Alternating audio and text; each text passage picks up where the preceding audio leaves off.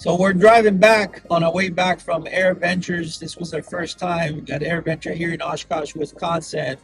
And yeah, it was a really nice event. We got a whole bunch of things to see and do. It's definitely a week event. We were here Saturday and Sunday, but that's not enough. You really need 3-4 days easily to see everything.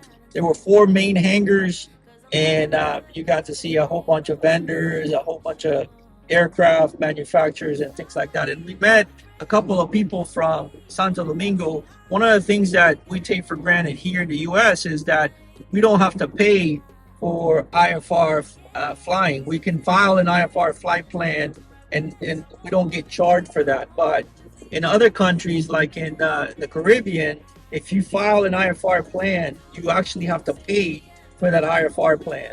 And Ariel, tell us what these guys were telling us over there.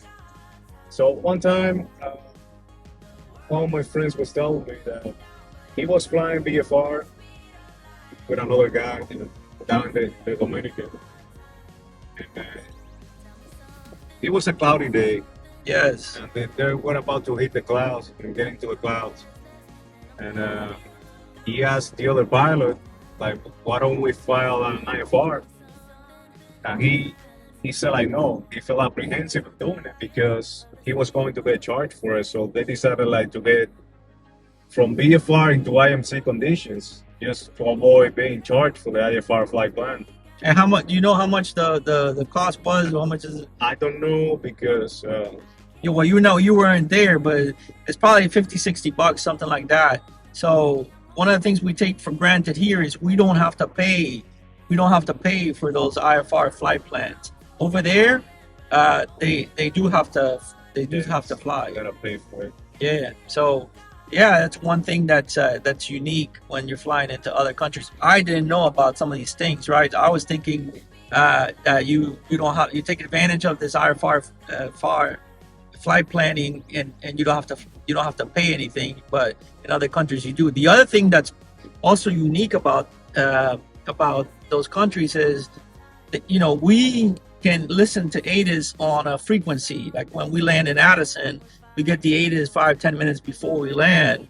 In those countries, you don't have an ATIS, so you have to call clearance or you have to call approach, and you have to get the ATIS, write it down, maybe a phone call, or maybe on clearance you get it on the frequency, but they don't have ATIS. The airports, they don't have a dedicated frequency available just for the ATIS broadcast. Yes. So the way they do is the process is you gotta call clearance delivery first. They're gonna give you the weather, and then you write it down just like you do here, and then you call the ground frequency with that information, so they know you already have the weather, and then they can clear you to taxi.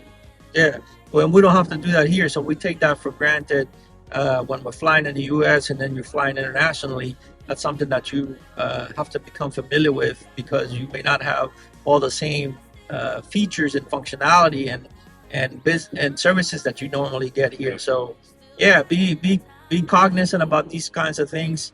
Stay informed, stay alert. And another thing is that I remember now, like the airports, they don't have charts available like we do here for IFR flight plan. The only available option they have is the Jeppensen charts, which is going to cost you money. You have to subscribe to it. Right. And it's not like here, like you had the FAA charts for free for any approach at the airports. Down there, it's going to be the Jeppensen only, that they have the approach charge for any airport. Anyways, we just wanted to give you some quick tips. We're driving back from Wisconsin, Oshkosh, Wisconsin to Chicago. We had a little bit of time to kill, and so we wanted to give you some quick tips. If you do plan on coming to the event like Oshkosh, plan on 3 to 4 days till you can actually see the whole thing and enjoy it.